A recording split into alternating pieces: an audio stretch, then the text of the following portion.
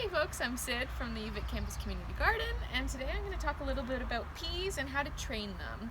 Peas are a really awesome plant. They're one of my favorites, and these are sugar peas or sugar snap peas, and they're just phenomenal. They're one of my favorites, but they're one of those funny plants that need a little bit of help. They can't grow on their own.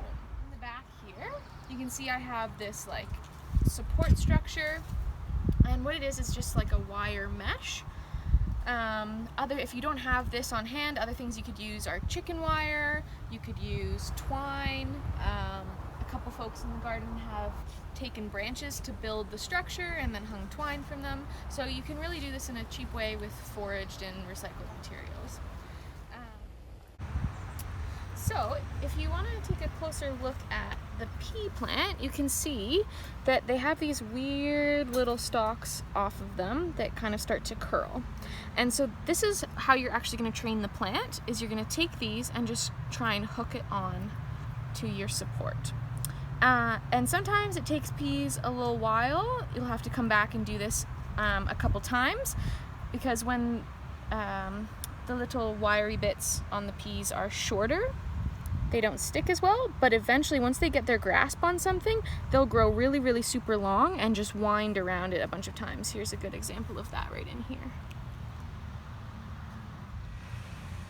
So sometimes when the peas need something to grab onto and the support is really far away, they'll just grab onto each other. They stick really well to each other, and these little windy bits, we'll call them tentacles, stick really well to each other and to other parts of the plant.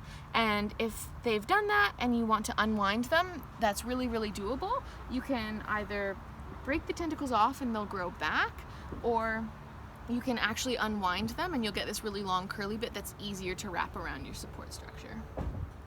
So I'll just give you an example.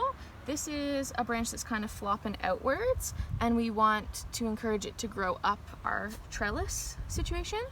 So what training it looks like is I'm just going to take this and tuck it behind and try and hook it on so that it stays.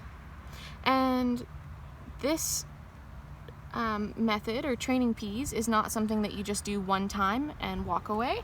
It's something that you have to do constantly as the peas are growing up, because the stuff that you've trained at the bottom will stay, but then the new growth at the top will continuously need to be trained.